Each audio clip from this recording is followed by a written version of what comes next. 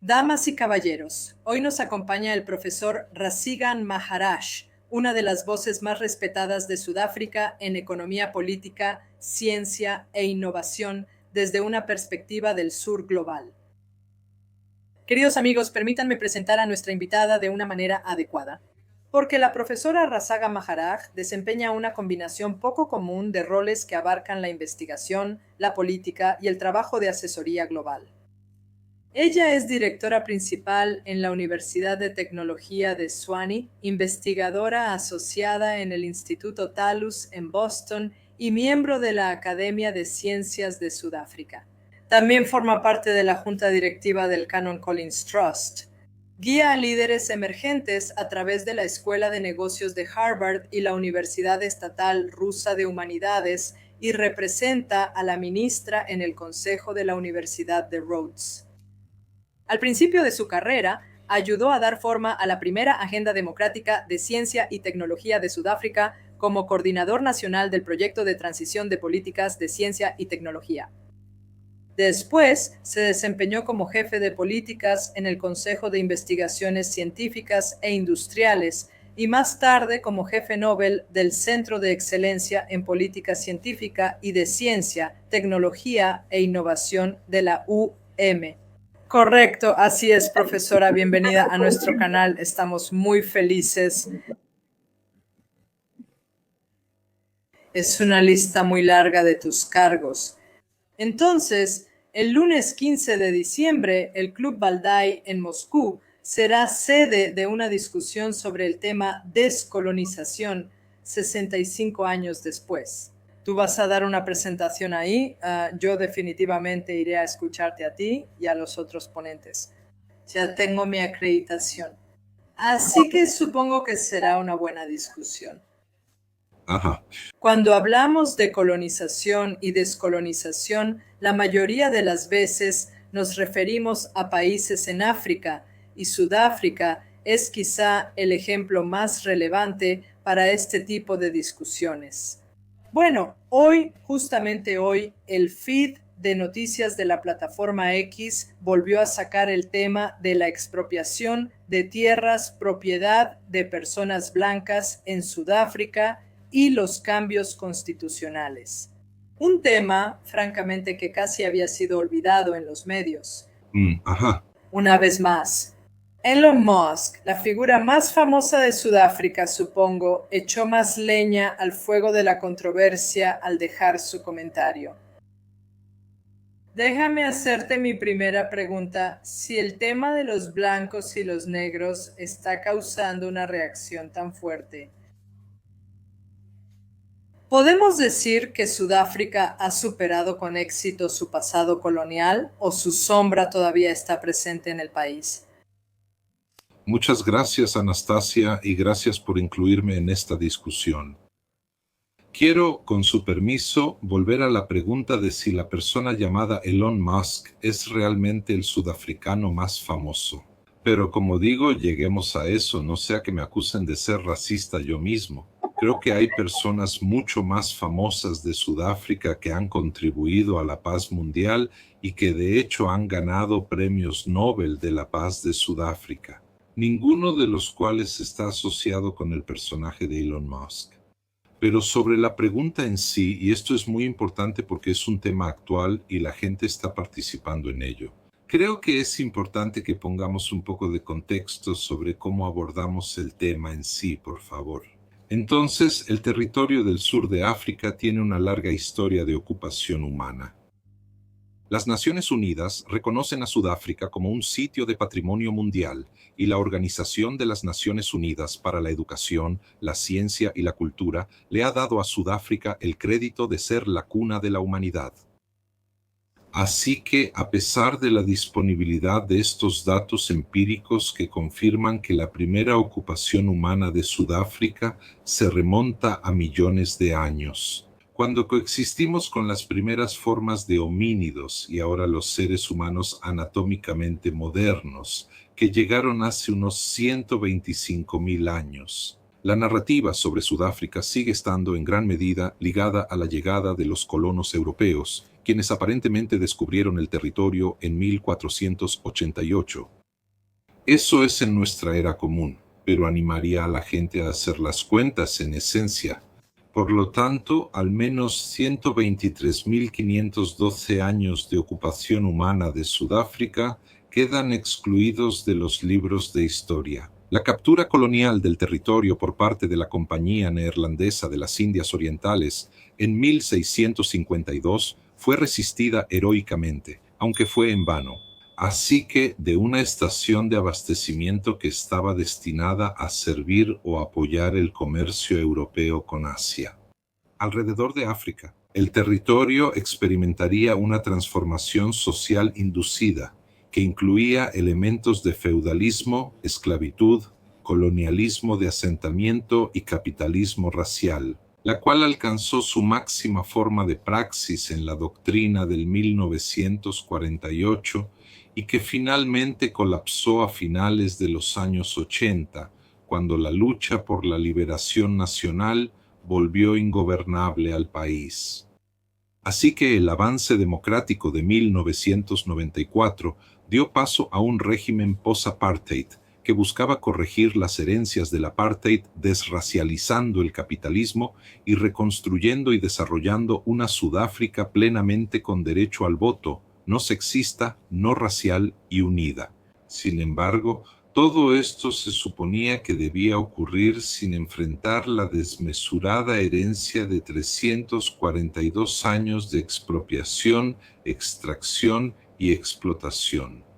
Así que Sudáfrica buscó reformar en lugar de transformar la economía social, mientras que la economía política, las relaciones que sustentan la estructura de propiedad del país, permanecieron en gran medida intactas. Y eso es lo que contribuye a que hasta esta semana, de hecho, Sudáfrica haya recibido un informe del Fondo Monetario Internacional y el Banco Mundial que indica que actualmente es el país más desigual del mundo. Esto es 31 años después de nuestro propio avance democrático. Entonces, Anastasia, no es tanto una sombra, sino un hecho objetivamente verificable que la desigualdad persiste, se manifiesta en formas racializadas, de género e incluso geoespaciales. En otras palabras, tu distancia de un centro urbano define el nivel de desigualdad al que estás expuesto. El hecho de que seas categorizado como hombre o mujer también contribuye a eso. Y luego, debido a cómo entendimos, nota que usé eso en pasado, la racialización y las categorías que surgieron de ella. Terminamos con lo negro y lo blanco siendo enmarcados de la manera en que lo están. Espero que esto nos brinde ese contexto más profundo para entender y de hecho exponer las tonterías que están promoviendo personas como Elon Musk, etc. ¿Por qué? Porque va completamente en contra de la ciencia. ¿Cómo es posible que se plantee que el territorio propiedad de personas blancas está siendo confiscado cuando nadie se pregunta cómo es que eso sucede? Una persona blanca, porque no hay otra manera de describirlo, llegó a ser dueña del territorio en África Negra. Si nos negamos a responder esa pregunta, ¿cómo podemos entonces plantearlo como algo ilegítimo o injusto? Sudáfrica ha pasado por procesos enormes para asegurar que quienes viven en Sudáfrica, tanto negros como blancos, tengan derechos protegidos constitucionalmente. Y hasta la fecha no tenemos evidencia de ninguna forma de genocidio que se esté perpetuando en Sudáfrica. Tenemos evidencia de genocidio que surge mucho más al norte de nosotros, en la República Democrática del Congo, en Ruanda, en Burundi, en Sudán y en Asia Occidental, específicamente en Palestina. Esos son los ejemplos de genocidio real que han sido atestiguados y probados con evidencia en los tribunales. Nada de eso existe en Sudáfrica o en todo caso en el sur de África. Gracias, muchas gracias por la aclaración. Porque la cuestión de los prestamistas blancos, los propietarios blancos, surge de vez en cuando y genera mucho revuelo en los medios de comunicación. Bueno, sabemos que está mal hablar de África como si fuera una sola entidad, porque no lo es. Este continente es tan grande y tan heterogéneo. Pero continuando con el tema de la descolonización, no puedo evitar mencionar los eventos recientes en Benín. ¿Puedes ayudarnos a entender qué está pasando en esa parte de África? Entonces, Anastasia, como señalas correctamente, África es vasta, y debido a su inmensidad, también tenemos que aceptar que hay una distribución desigual, incluso de la información en el propio continente. Sí, así que lo que comparto contigo con humildad se basa únicamente en la información a la que he tenido acceso. Y por eso incluso citaré algunas de las fuentes para que tengamos una idea. No soy yo sentado en Sudáfrica imaginando lo que está pasando, sino que estoy informado por informes del propio Benín.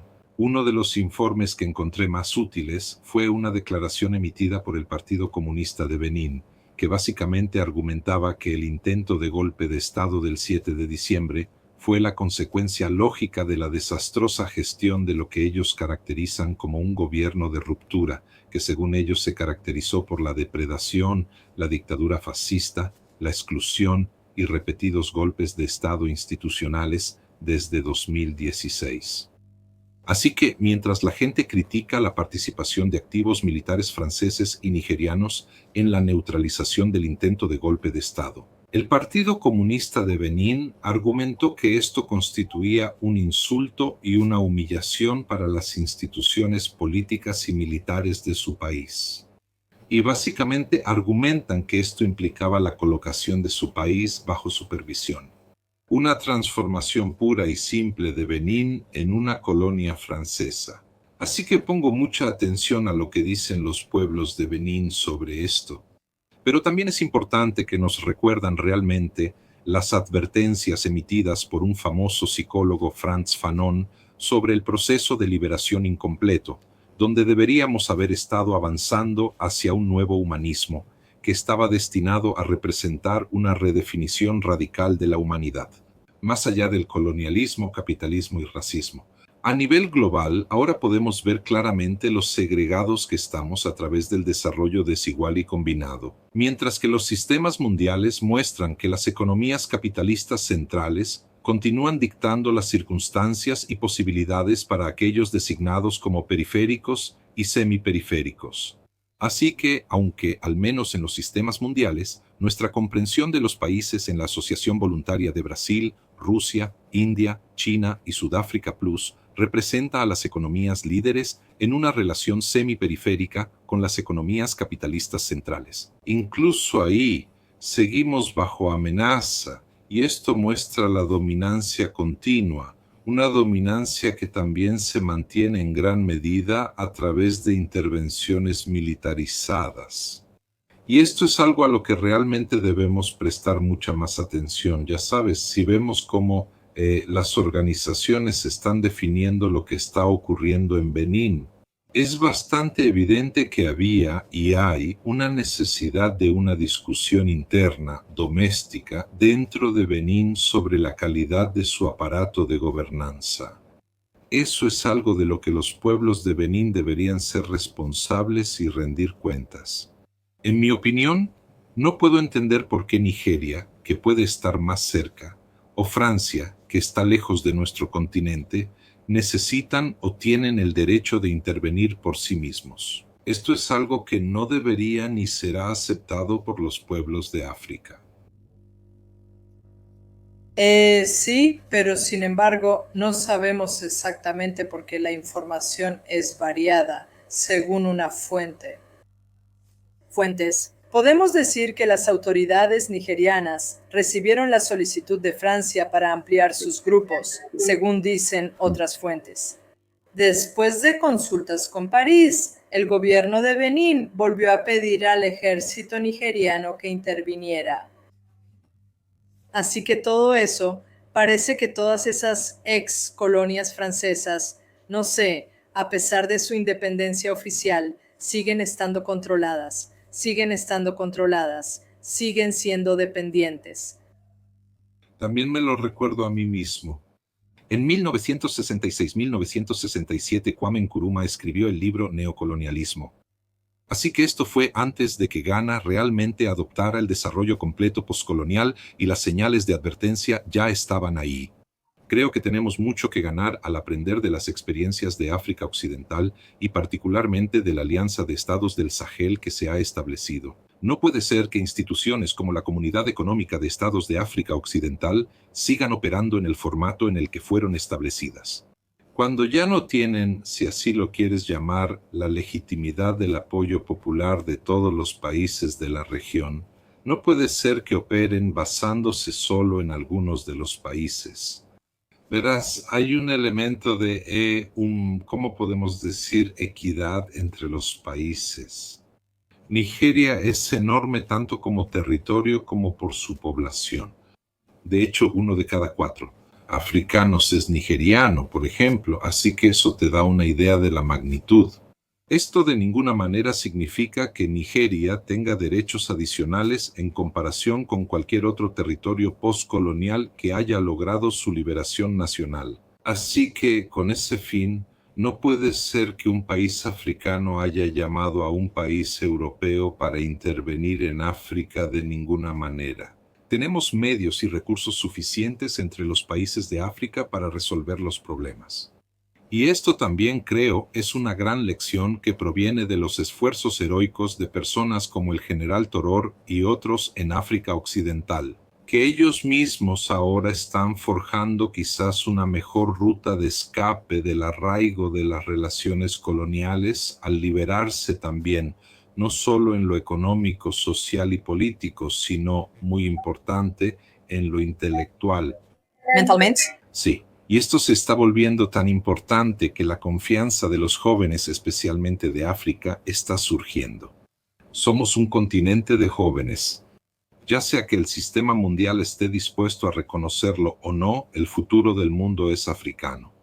Con ese fin, mientras mejoren las condiciones materiales que prevalecen en África, será mejor para todos nosotros. Y eso es algo que tal vez sea difícil para aquellos que han logrado su privilegio sobre la base de una relación negativa.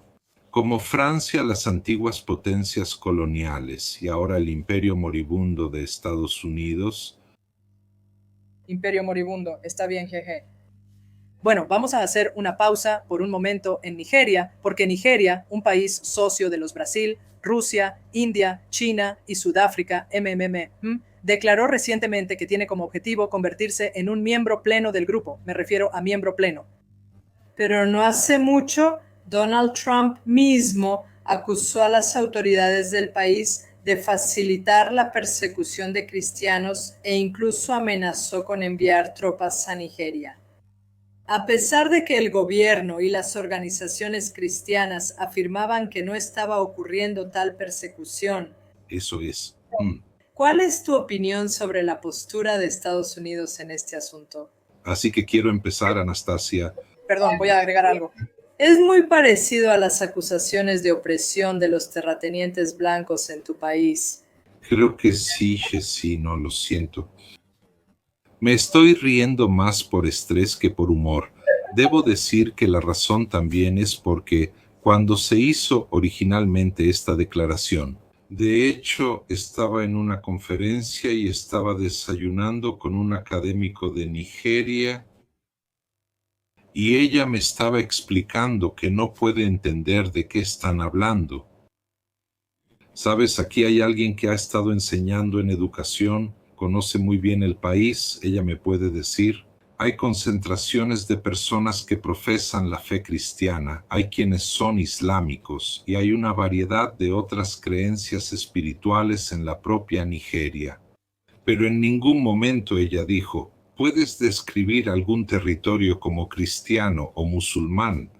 Porque esto es el resultado de una evolución histórica a lo largo del tiempo, ya sabes, y el impacto de varias religiones en el propio espacio. Creo que algo, Anastasia, que ya está absolutamente claro, es que el régimen de Trump no determina sus políticas, sus estrategias e incluso sus tácticas en base a evidencia o hechos empíricos. Quiero bromear y preguntar si deberíamos pedirle a su Departamento de Estado que deletree empírico. Estoy bromeando porque regresaría como imperio.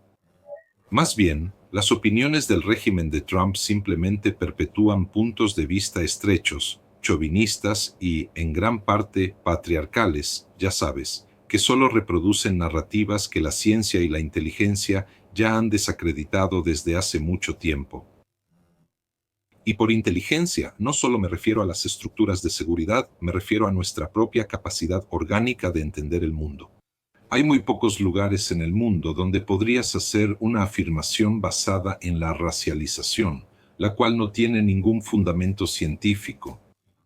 Así que para aquellos que estudian el comportamiento humano y social, hemos sido testigos de cómo las personas de Sudamérica, África y Asia son víctimas de una forma especial de odio. Mientras que aquellos, y como escuchamos del propio Trump hace apenas unas noches, especialmente si vienes del norte de Europa, son vistos de manera mucho más favorable. Así que ya ni siquiera toda Europa, sino específicamente los territorios del norte de Europa. Así que ellos reciben este trato favorable, pero el imperio está en declive.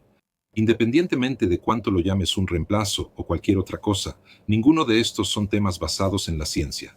Estas son determinaciones sociales que ustedes exageran. Apoyo popular para ideas que no pueden sostenerse ni siquiera en un aula, mucho menos ser publicadas como una tesis en sí mismas. Pero la militarización y el completo desprecio por cualquier orden basada en reglas, creo que están mostrando cada vez más al mundo que Estados Unidos, tal como está constituido actualmente, representa una amenaza significativa para toda la humanidad, no solo para los territorios a los que apunta. Así que menciono esto también, Anastasia, porque tienes razón, él intentó esto primero con Sudáfrica, ¿sabes? Y al decir, esta es la opinión de Elon Musk. O tal vez exjugadores de golf que ahora residen en el racista Mar-a-Lago. Esto no cambia de ninguna manera lo que es empíricamente verificable, así que hay hechos y siempre podemos comprobarlos. También debemos ser bastante cuidadosos, especialmente los Brasil, Rusia, India, China y Sudáfrica, los Brasil, Rusia, India, China y Sudáfrica Plus, y todas las formaciones progresistas que representan la multipolaridad que está surgiendo. También promovemos un sentido de policentrismo, en otras palabras, donde nos alejamos de una sola norma que nos define a todos. En otras palabras, aceptamos y abrazamos nuestras pluralidades como un atributo positivo de nuestra humanidad. Este es nuestro futuro. Podemos verlo claramente. El cambio climático se acelera hacia nosotros. Si buscamos ser un monocultivo, seremos eliminados en la primera gran sequía. Bromeo sobre eso porque a veces creo que actuamos más como vegetales que como animales. Pero a pesar de eso, quizá deberíamos tomarnos el tiempo para realmente pensar en nuestras circunstancias. También tenemos que aceptar nuestras adaptaciones biológicas, que nos dan estas diferentes características, matices de color de piel, la cantidad de melanina que tenemos, etc. Estas son cualidades positivas para nuestra supervivencia en el planeta, no tienen nada de negativo. Y como consecuencia, necesitamos saber no solo cómo nutrirlas, sino probablemente también cómo valorarlas a un nivel más alto. Sabes, todos sabemos lo que pasa con la endogamia, hemos visto las consecuencias de eso. Creo que si miras al oeste de Asia verías muchos vestigios de esto en forma dinástica. Pero esto no es necesariamente una forma de mejorar la inteligencia o la capacidad social. Entonces, como consecuencia de esto, creo que debemos ser mucho más claros sobre las diversidades que requerimos. Si alguien argumenta que alguien está siendo víctima, que presente las pruebas. Tenemos instrumentos e instituciones a través de los cuales se puede procesar eso. Pero estoy seguro de que todos los oyentes y las personas que están viendo esto también lo admitirían. Si vas a recurrir a los mismos foros donde se ponen a prueba los hechos, como la Corte Internacional, tienes que preguntar, ¿en qué te basas para asumir que tu hecho es verdadero? Y esto es algo que realmente también animaría a hacer. Necesitamos que más gente fuera de África se levante en nombre de África porque nos afecta a todos. No es un problema al que solo nosotros como africanos tengamos que responder. El racismo es algo que nos afecta a todos, y lo menciono precisamente de esa manera. Porque para que realmente seamos no racistas, tenemos que adoptar una postura antirracista. En otras palabras, no podemos tolerar ni aceptar el racismo en absoluto. Y esa es la base sobre la cual hoy puede llamarse cristiano, pero no sabemos cómo se llamará mañana, así como la base de una necesidad de una excusa para intervenir. Como lo fue, por ejemplo, para músicos o atletas rusos. Absolutamente, y ves, no se les permite. Participar en competencias internacionales, no se les permite participar en contactos musicales internacionales, así que, porque son rusos, eso es todo. Sí. Pero esto es racista, racista. Bueno, yo diría que es más que racista.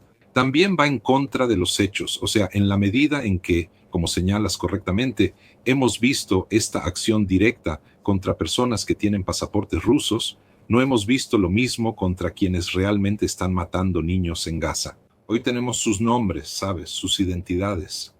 Sin embargo, pueden participar no solo en competencias deportivas, sino también en concursos donde cantan canciones malas. Así que sí.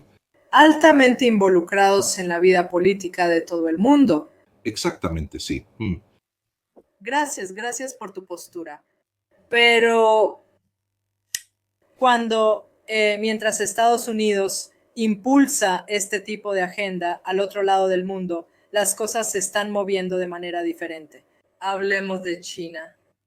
El interés de China en el continente africano está creciendo año con año. Lo vemos, las empresas chinas están abriendo nuevos mercados para ellas mismas. Y los africanos, los países africanos. La gente africana ha reconocido que las empresas chinas tienen una forma diferente de hacer negocios en comparación con las entidades europeas o estadounidenses. Ajá. Recientemente, el banco más grande de África se conectó al sistema de pagos de China. Así que sí. Declaran que los pagos se harán en monedas nacionales, así que sabemos que cuando hablan de monedas nacionales, hablan del yuan. Y de esa manera el yuan debilita la posición del dólar estadounidense. Entonces, en tu opinión, no sé cómo decirlo, pero el continente africano inevitablemente se convertirá en un campo de batalla entre Occidente y Oriente. ¿Qué piensas tú y cómo crees que esto afectará al continente y a su gente?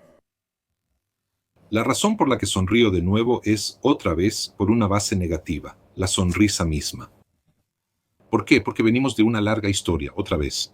Anastasia, donde lo que la gente llama la Guerra Fría fue muy caliente para nosotros en África. De hecho, vimos cómo se perdían vidas en los distintos conflictos que ocurrían, y los campos de batalla estaban en Angola y en otros lugares. Nuestra propia liberación es consecuencia de la resolución de una de las batallas de la Guerra Fría que tuvo lugar en África. Una guerra por poder entre los Estados Unidos de América y la Unión Soviética con el gran apoyo cubano. Los pueblos, la mayoría de los pueblos de Sudáfrica pudieron contrarrestar el régimen del apartheid y los Estados Unidos de América en una famosa batalla en Quetta, Coneval, que vio entonces la retirada de Estados Unidos. Así que esa es una parte de la historia que tenemos. Un segundo punto también es bastante importante, que es que el vínculo entre China y África no es algo que se haya constituido, si lo quieres llamar así, después de la Segunda Guerra Mundial. La razón es que África y China tienen una frontera común, que es el Océano Índico. Tenemos evidencia significativa de la colaboración entre chinos y africanos, incluyendo la colaboración india, extendiendo al menos hasta el primer milenio de la era común. Así que hay una larga historia. Esta historia no aparece en los textos que tienen prejuicio a favor de la esclavitud atlántica y de las formas en que África fue explotada. Sí, así que hago este punto y creo que hay algo bastante importante en ello. si alrededor del año 1400 de la era común tienes una jirafa en un zoológico, en lo que hoy es Pekín, Anastasia, esa jirafa no caminó desde Sudáfrica hasta China, fue transportada en barco. Tenemos porciones de cerámica, toda una variedad de piezas que unen nuestra historia. Desde la liberación nacional de China en los años 50, también ha habido una cantidad fenomenal de colaboración afro-sino. Esto es de Tanzania, de todos esos países africanos que eligieron un camino no capitalista para el desarrollo. No todos tuvieron éxito, pero sí existen elementos de colaboración y cooperación entre los pueblos de China, muy parecido a los pueblos de Rusia y los otros estados que conformaban la Unión de Repúblicas Socialistas Soviéticas. Es importante señalar también que tienen fuertes vínculos con los pueblos de África. De hecho, si no me equivoco, Anastasia, el grupo de exalumnos más grande de africanos con títulos de posgrado, tendría su origen en la Unión de Repúblicas Socialistas Soviéticas, específicamente en la Universidad de la Amistad de los Pueblos en Moscú, como ejemplo. Así que esta es la riqueza que necesitamos volver a incorporar al propio discurso. No es como si China fuera un recién llegado. China ha estado aquí con los africanos también luchando contra la dependencia, contra todos los atributos negativos del desarrollo desigual y combinado. También debemos recordar el papel que jugó China en el establecimiento del movimiento de países no alineados en Bandung. De nuevo, espero que esto esté creando la imagen de que tenemos una historia mucho más rica, tanto con la República Popular China como con la Federación Rusa. Basado en nuestros lazos históricos, con el tiempo esto a menudo no aparece en la versión atlántica de lo que sucedió. Así que, en ese contexto, estoy seguro de que también te darías cuenta de que tal vez debemos tener cuidado de no convertir esto en un este contra oeste. Porque África está en el medio, al menos en términos de cómo vemos parte del planeta. También bromeo sobre eso, pero el punto es que África es la fuente de toda la humanidad. Mejor usemos eso como punto de partida. La marginación histórica y exclusión de África de los sistemas mundiales ha tenido enormes efectos negativos, principalmente experimentados por los pueblos de África misma. Sabes, la gente suele hablar del tema, especialmente sobre nuevas tecnologías como la digitalización, automatización e inteligencia artificial. Y luego se argumenta, sí, África nunca participó en la primera revolución industrial, ni en la segunda, ni en la tercera, ni en la cuarta. Si no me equivoco, los chinos sugieren que actualmente estamos en la sexta, según los japoneses o algunos científicos en Japón, podríamos estar en la octava. Hay una variedad de estas cosas, pero creo que podemos conformarnos sin la mano de obra, sin la expropiación, explotación y extracción de África. Ninguna de estas revoluciones, especialmente en mejorar capacidades y competencias productivas, habría sido posible de forma similar en otros lugares. Esto se relaciona con la discusión de Baldas la próxima semana. Es importante recordar que las ganancias acumuladas a través de esos procesos son el mismo capital que hoy estamos suplicando para remediar nuestro endeudamiento. Esto es algo que realmente no podemos permitir que continúe de generación en generación. Entonces, en este contexto, mencionaste específicamente el banco más grande de África, así que los dos principales accionistas del banco. ¿Y está bien nombrarlo, Anastasia? No sé quiénes son ellos. No, yo estoy haciendo la pregunta, lo siento. No sé si está permitido nombrar la institución. Sí, se llama Standard Bank, es información pública. El Standard Bank de Sudáfrica tiene un 20% de propiedad de China, y el segundo bloque de propiedad más grande son los servidores públicos sudafricanos. En resumen, mis pensiones y las de otros son copropietarias. Standard Bank, eso también es lo que le da su escala. Y lo que está haciendo Standard Bank es seguir muy de cerca las directrices establecidas por los Brasil, Rusia, India, China y Sudáfrica, además lo cual en esencia le da una ventaja, un punto muy importante. No es antidólar, es a favor de que usemos nuestras propias monedas, el hecho de que el privilegio del dólar desaparecerá. Naturalmente, porque China es el socio comercial más grande de toda África. Tenemos que preguntarnos, ¿qué beneficio puede obtener alguien en Lesoto al tener que comprar dólares? ¿Para pagar? ¿El valor de un renminbi o el valor de un rublo o el valor de un real o, en ese caso, un rand? De nuevo, si notas, los países originales de los Brasil, Rusia, India, China y Sudáfrica tienen una letra en común en sus monedas, que es la letra R. Es solo un ejemplo. Puede haber otras formas en las que podamos plantear esto. No necesitamos quedar atrapados dentro de los acuerdos de Bretton Woods que existían, especialmente para mantener y expandir el sistema tal como existía en la Segunda Guerra Mundial, que fueron redefinidos con la retirada de Estados Unidos del patrón oro y lo que sucedió desde la década de los 70 en adelante. Es realmente importante que volvamos a colaborar, que reiniciemos el sistema de esa manera. La posición del dólar se debilitará. Mientras nos preguntamos, ¿realmente necesitamos comprar algo de Estados Unidos? ¿Seguimos afectados por esas estructuras arancelarias? Estoy seguro de que la gente encontrará sustitutos más baratos y apropiados o relevantes.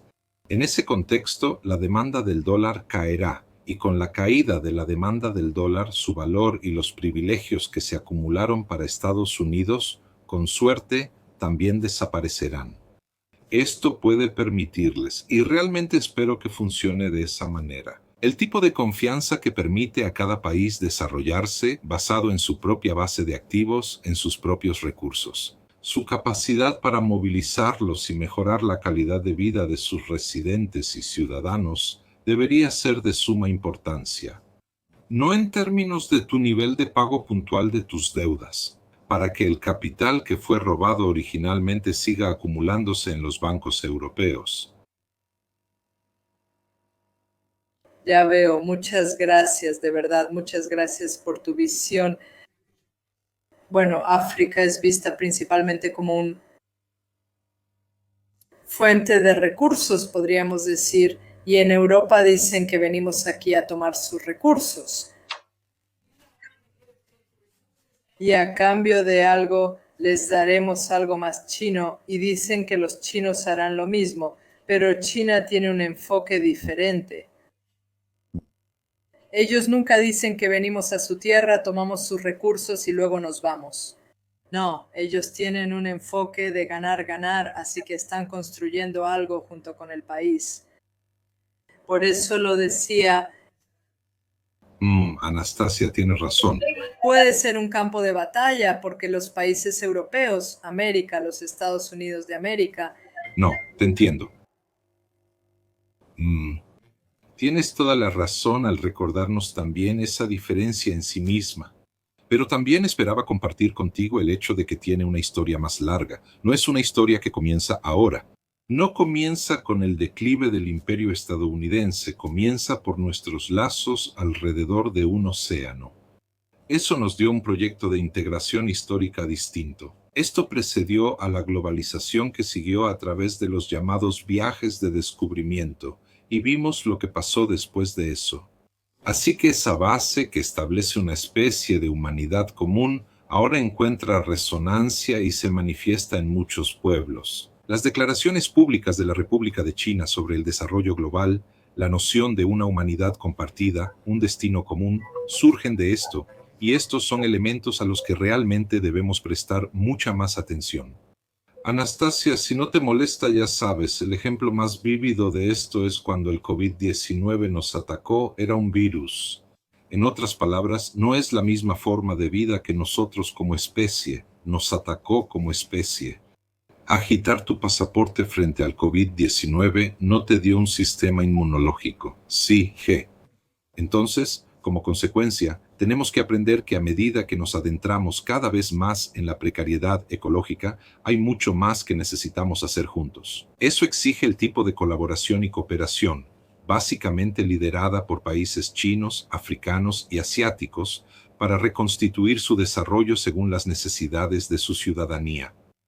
Si todos lo hiciéramos, tendríamos mucho más para compartir.